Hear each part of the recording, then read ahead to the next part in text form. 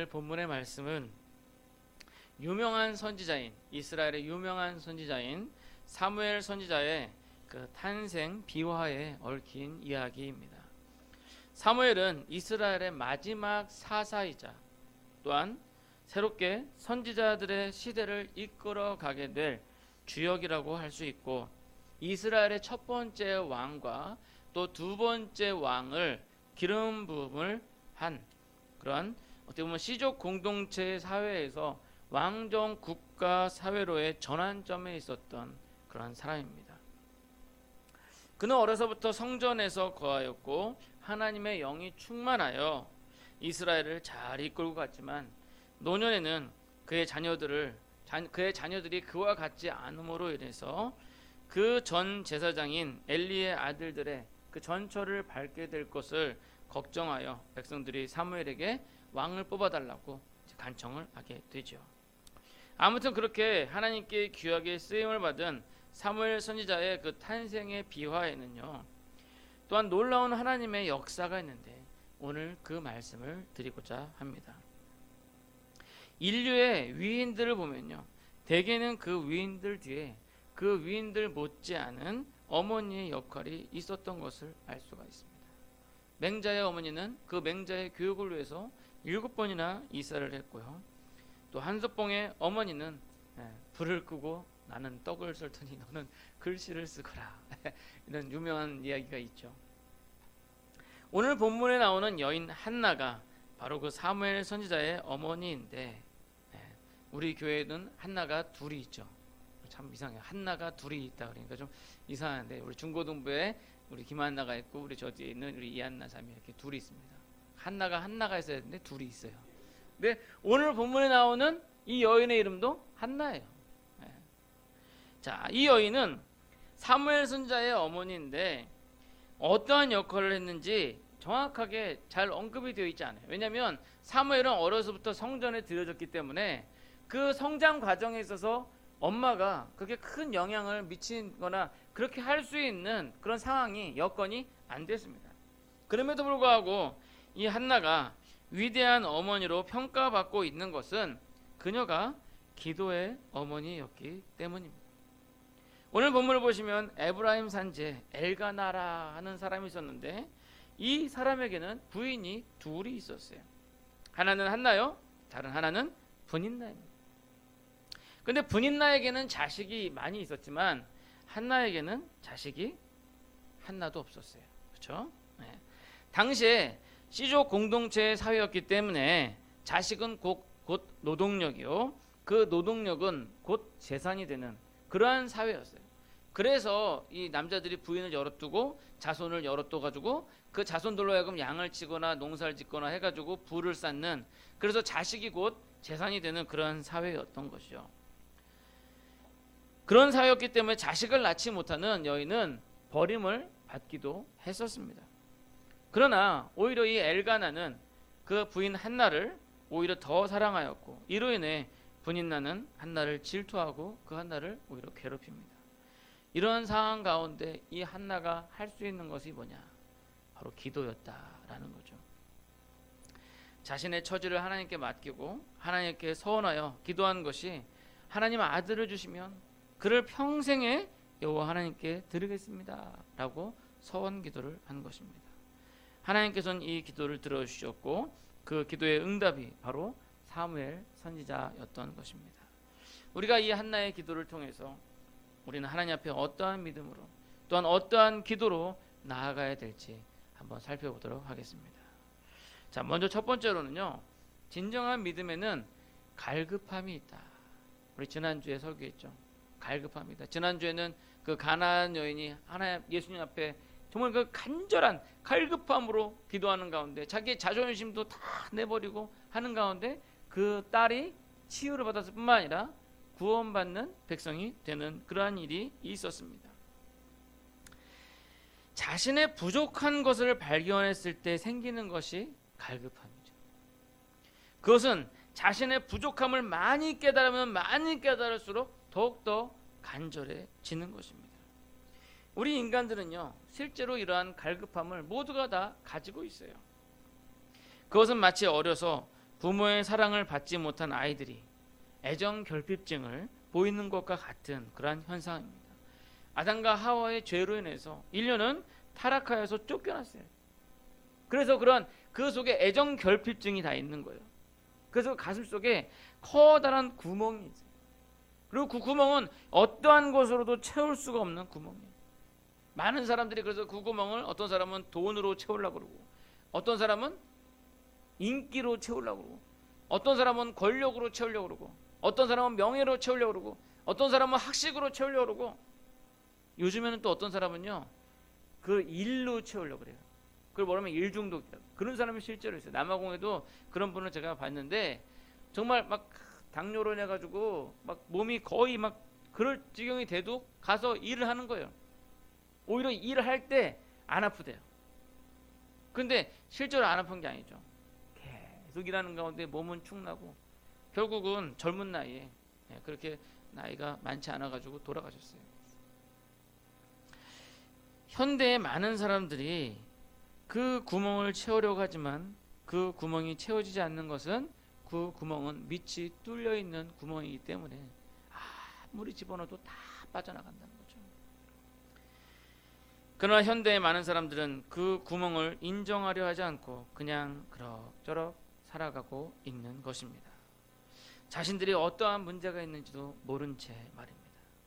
그러다 보니 오늘날의 사람들에게 이러한 갈급함, 이러한 간절함이 사라진 것이죠. 어떻게 보면 그들은 매일매일 이 세상의 편리로 그 구멍을 채워나가면서 조금이나마 느끼는 충족감에 그냥 만족을 하고 살아가는 것이죠.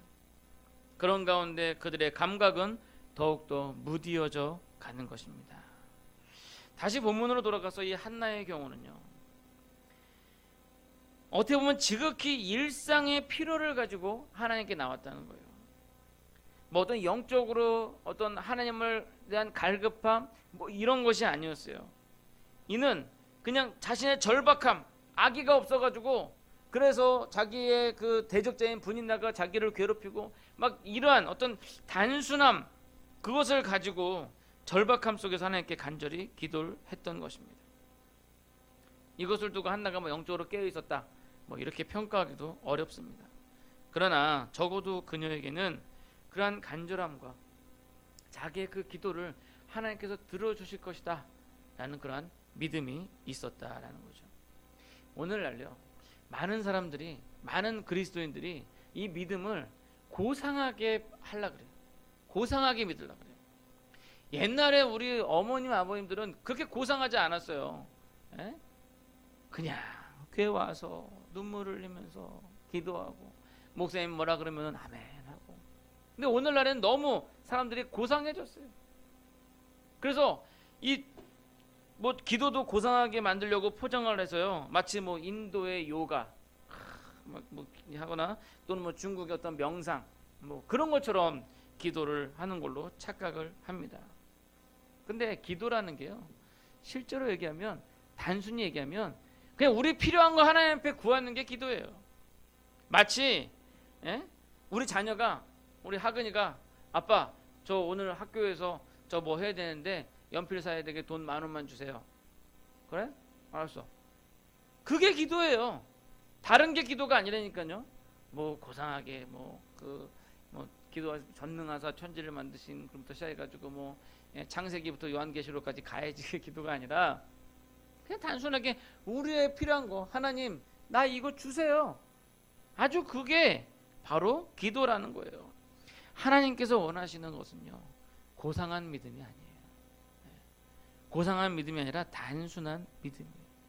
역사상 수많은 사람들이 고상한 믿음으로 사람들에게 보이려고 하다가 외식하는 자의 모습을 보여왔습니다. 근데 오늘날 한국교회 교인들이 점점 그렇게 변하고 있어요. 사람들이 너무 고상해졌어요. 너무 고상해졌어요. 바라기는 고상한 믿음보다는 단순한 믿음으로 하나님께 간구할 수 있는 그러한 갈급함이 우리 안에 있기를 간절히 소원합니다. 자, 두 번째로 우리 안에 이 한나와 같은 갈급함이 없는 이유는요, 우리가 영적으로 깨어있지 못하기 때문이에요. 영적으로 깨어있지 못하다 보니까 영적으로 메말라 있고 죽어가고 있는 우리의 모습을 바라보지 못하고 있는 거예요. 한나의 경우 자식이 없는 것이 큰 문제였긴 하지만 그런 남편인 이 엘가나는 자식을 출산하는 분인나보다 한나를 더 사랑하고 더 위로해 주었어요. 어쩌면 이 한나가 그러한 상황을 포기하고 그래 뭐 자식이 없으면 어때? 남편은 나를 사랑하는데 그러면서 그냥 현실에 만족하면서 살아갈 수도 있었어요. 아브라함의 부인인 사라의 경우에는 자식이 없으니까 자기 요정 하갈을 아브라함에게 보내서 이 하갈을 대신해서 대를 이으세요. 그러면서 포기했었어요. 이삭을 낳지 않았으면 아마도 이스마엘을 자기의 아들처럼 하면서 그렇게 그럭저럭 보냈을 것입니다. 이처럼 적당히 타협하고 자기 합리화를 시킬 수 있었을 것이지만 한나는 포기하지 않고 하나님께 간구한 것입니다. 그녀의 기도는 적당히 하는 고상한 기도가 아니라 간절한 기도였어요. 그 기도가 얼마나 간절했는가를 당시에 그 기도를 목격한 엘리 제사장을 통해서 알 수가 있습니다. 이 엘리 제사장은 그녀가 술에 취했다고 생각을 했어요. 즉 한나의 기도는 옆에 사람이 볼 때 술 취했다고 오해를 할 만큼 간절히 기도를 했다라는 거예요. 참 그 아이러니한 게 뭐냐면요, 여기서 보면 이 본문은 두 사람을 비교하고 있어요. 하나는 엘리고 하나는 한나예요. 엘리는 제사장이에요. 이스라엘의 영적인 지도자예요. 그럼에도 불구하고 이 엘리는 보면은 한나가 기도하는 동안 옆에서 뭘 하고 있었냐면 그 엘리는 그냥 거기서 문설주 곁에 의자에 앉아 있었어요. 뭐 앉아서 뭘 하고 있었는지 모르겠어요. 아마 졸고 있었을 것 같기도 하고. 근데 한나는 그 앞에서 열심으로 하나님 앞에 기도를 한 거예요. 성도들이 뜨겁게 기도하고 간절함과 갈급함이 있는데 오히려 영적인 인도자가 되어야 할 엘리는 그것을 깨닫지 못하고 있었다라는 거예요. 근데 사실상 이 엘리가 그렇게 부족한 사람은 아니었어요. 그 이스라엘 역사상에 보면 이 엘리는 유능한 지도자였어요. 그 블레셋과 전쟁에서 여러 번 싸워서 이기고 아무튼 이스라엘을 그럭저럭 잘 이끌어 나가는 그러한 사람이었어요. 그러나 그 엘리가 외면적으로는 유능한 지도자 제사장이었지만 영적으로는 자신의 가정도 돌보지 못하는 무능한 지도자였다. 엘리의 두 아들 홈냐와 비느하스는 성전 안에서 온갖 불의를 저질러 하나님의 저주를 받게 되었고 그로 인해서 이 엘리 제사장도 하나님께 저주를 받아서 그가 의자에 앉아있다가 떨어져서 목이 부러져 죽게 돼요. 이것이 바로 영적으로 깨어있지 못한 결과다라는 거예요. 이 엘리 제사장이 영적으로 깨어있지 못했기 때문에 한나의 그 간절한 갈급함을 인지하지 못했던 것이에요. 우리도 마찬가지예요. 우리가 영적으로 깨어있지 못하면 이 시대의 영적인 문제들을 인지하지 못하는 거예요. 오늘 아침에 제가 카톡 문자를 하나 받았는데 지난 8월 7일에 이 독소 조항이 들어있는 국가인권정책 기본계획이 국무회의를 통과하였다라고 하면서 이제 기도 요청이 들어왔어요. 근데 이제 그게 뭐냐면 그 국가인권정책 기본계획은 그러니까 하나의 단계예요. 거기서 이제 차별금지법을 나가고 더 나가면 이제 동성혼을 합법화하는 그 이제 단계를 받는 첫 단추라고 할 수 있어요. 거기에 보면은 아주 모호하게 글을 썼습니다. 그러니까 모든 인권이 있고 그다음에 서로 혐오의 대상을 갖지 말아야 되고 뭐 좋은 말이 돼 있죠. 그다음에 성평등이 있다라고 이제 이렇게 기록이 돼 있어요. 근데 원래는 성평등이 아니라 양성평등이 있다라고 돼 있었는데 그거를 양을 빼고 성평등이 있다라고 넣은 거예요. 그 얘기는 뭐냐면 양성평등이 있다 그러면 남자와 여자가 평등하다라는 의미가 되는데 양을 빼고 성평등이 있다 그러면 남자와 여자와 그 다음에 중성 또는 뭐 게이나 레즈비언 이런 사람들도 평등하다라는 얘기가 되는 거예요. 그러니까 양성평등이다 그러면은 남자와 여자가 평등하다라는 건데 성평등이다 그러면 거기서부터 벌써 동성애를 합법적으로 인정해 주게 되는 그러한 조항이 거기에 들어가 있는 거예요. 그러니까 이게 우리가 인지하게끔 갑자기 확 들어오는 게 아니에요. 그러면 딱 인지하고 막 거기서 막 반대, 모든 국민들이 반대를 하겠죠. 아주 그냥 스그머니 들어오는 거예요. 어느 상인이 사막을 여행을 하고 있는데 이제 사막은 낮에는 덥고 겨울에는 밤에는 춥잖아요. 그래서 텐트를 치고 낙타는 이제 밖에서 잠을 자고 있어요. 근데 이제 밤에 추우니까 낙타가 머리를 슬그머니 집어넣더니 주인님 밖에가 너무 추운데 얼굴만 좀 여기 텐트에 집어넣으면 안 될까요? 그렇게 낙타가 이야기를 했어요. 아마 낙타는 이렇게 얘기했는데 주인은 다 알아들었을지 모르겠어요. 아무튼 그러니까 주인이 뭐 그래 뭐 텐트 넓은데 얼굴쯤이야. 그래서 얼굴을 이렇게 집어넣었어요. 근데 좀 있으니까 갑자기 목이 쑥 들어오더니 주인님 목도 추운데 목도 좀 들어오면 안 될까요? 그러니까 장난치지 마구나. 또 그러다 목 들어온다. 목이 쑥 들어오니까 그래 뭐 아직까지는 여유가 있으니까 그래 목도 들어와야 돼. 근데 좀 있으니까 가슴까지 앞발까지 쑥 들어오더니 앞발도 추워서 그런데 앞발 좀 들어오면 안 될까요? 좀 비좁기는 한데 뭐 그래 들어와. 나중에 보니까 주인은 텐트 밖에서 자고 있고 낙타가 텐트 안에서 자고 있더라는 거예요. 이게 알게 모르게 조금 양보하잖아요. 결국은 전체를 다 양보하게 되는 게 그게 그렇게 되더라니까요. 오늘 거기서 나온 카톡에서 나온 그것도 보니까 경기도 양주에 있는 덕정 도서관이라고 이 시에서 운영하는 시립 도서관이에요. 근데 거기서 그 세미나 한다 그 프로그램이 나왔는데 보니까 그 프로그램이 뭐냐면 청소년을 위한 젠더 수업이라고 돼 있어요. 그래서 거기에 그 주제가 뭐냐면 혐오의 말이 넘쳐나는 시대의 배려와 공존의 가치를 지니고 여성과 남성으로서의 긍정적인 정체성을 만들어 갈 수 있도록 기존의 성별 고정관념을 새로운 시선으로 생각해보는 시간이라는 거예요. 이 주제만 읽어서는 또 무슨 얘기인지 잘 모르겠죠. 여기 뭐 여성과 남성이 그 뭐 제대로 뭐 저기 정체성을 한다 그러니까 왠지 뭐 오히려 동성애를 반대하는 것 같죠. 근데 그 주제는 뭐냐면 성별 고정관념을 새로운 시각으로 본다는 거예요. 그러니까 지금 고정관념은 남자와 여자 이게 고정관념인데 이거를 깨고 새로운 시선으로 보자는 거예요. 그 젠더라는 게 바로 동성애자들이 얘기하는 게 젠더예요. 우리는 성이라고 그러는데 얘네들은 젠더. 그래서 젠더는 남성, 여성, 그다음에 동성 이렇게 나눠져 있어요. 근데 이게 시립 도서관에서 하는 프로그램이에요. 버젓하게 광고를 했어요. 1인당 회비 5만 원이더라고요. 제가 돈이 있으면 한번 가서 무슨 일인가 볼까 또 해봤는데 돈도 없고 시간도 없고 그래서 안 갔습니다. 점점 사회가 이렇게 가고 있다라는 겁니다. 결국 우리가 인지하지 못하는 사이에 이 사회는 점점 하나님을 반대하는 사회로 가고 있다라는 겁니다. 이러한 시대적 상황 속에서 우리에게 간절함이 없다는 것은, 우리에게 갈급함이 없다는 것은 우리가 영적으로 잠을 자고 있기 때문인 것입니다.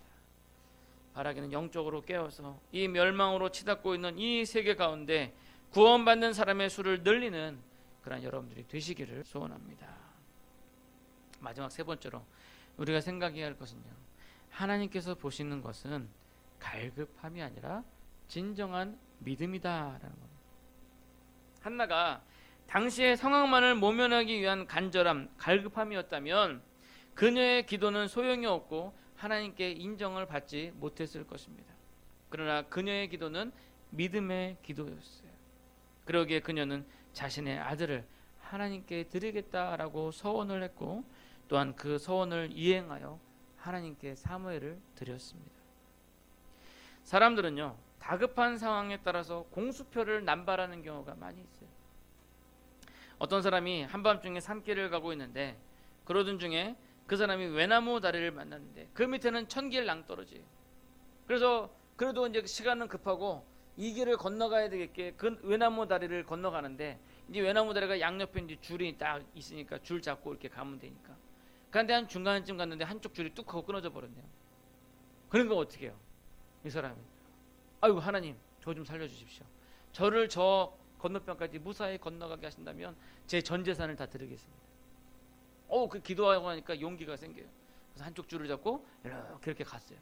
이제 거의 다 갔는데 갑자기 야, 내가 전 재산 다 바치면 난 뭐 먹고 살지? 그래서 하나님 앞에 다시 기도해. 하나님, 제가 전 재산 다 바치면 저 뭐 먹고 삽니까? 반절만 남겨주십시오. 그래서 또 건너가는 거예요. 다 도착했는데 도착을 하니까 그 절반도 상당히 많은 거예요. 그러니까 하나님 앞에 기도하면 하나님, 절반도 상당히 많은데 그 절반의 반절만 드리면 안 되겠습니까? 그렇게 기도를 했다 그래요. 뭐 그 사람이 어떻게 됐는지는 저 잘 모르겠어요.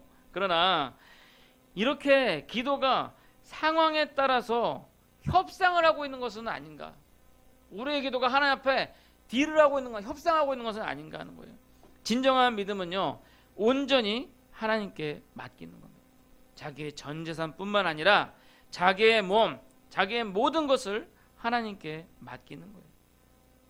위기를 모면하기 위해서 그렇게 협상하는 기도는 하나님께서 기뻐하시는 기도가 아니라는 거죠. 한나는 자신의 첫째 아들을 하나님 앞에 드렸는데 오히려 하나님께서는 그 첫째 아들을 받으시고 그 첫째 아들을 이스라엘의 위대한 지도자로 세워주셨어요. 우리가 우리 것을 하나님께 드리면 어떻게 보면 우리 게 없어지는 것처럼 보이는데 하나님께서는 그것을 통하여서 놀라운 역사를 일으켜 주신다니까요. 오병이어의 기적, 5천 명을 먹이는 놀라운 기적의 역사를 일으킨 것은 바로 어머니께서 야, 너 예수님 설교 들어가는데 중간에 배고프니까 도시락 먹어라 하고서 싸준 그 도시락, 물고기 2마리와 떡 5개, 이 어린아이가 싸갖고 온 이 도시락, 자기 애가 먹어야 될 전부인 이거를 예수님 이거라도 써주세요 하고 드렸을 때 그것이 5천 명, 아니 여자와 아이까지 합치면 거의 2만 명 되죠. 2만 명을 먹이고 12강줄이나 남기는 놀라운 역사가 일어나게 되었다라는 겁니다. 여러분, 기도는요, 여러분들 자신을 드리는 거예요. 우리가 가장 쉽게 저지르는 실수는요, 문제 자체만을 바라본다는 거예요. 지금 나에게 당면한 문제만 바라본다는 거예요. 우리는 문제를 볼 것이 아니라 그 문제를 주관하시고 그 문제를 푸시는 하나님을 바라보아야 할 것입니다. 따라서 우리의 갈급함은 문제 자체에 있는 것이 아니라 그 문제를 주관하시며 인도하시는 하나님께 있어야 한다는 것입니다. 바라기는 진정한 믿음으로 간절히 하나님을 찾으십시오. 나를 사랑하는 자들이 나의 사랑을 입으며 나를 간절히 찾는 자가 나를 만날 것임이니라. 이제 말씀을 맺도록 하겠습니다. 오늘 본문의 한나는 기도의 어머니로 모든 성도들의 본이 되고 있습니다.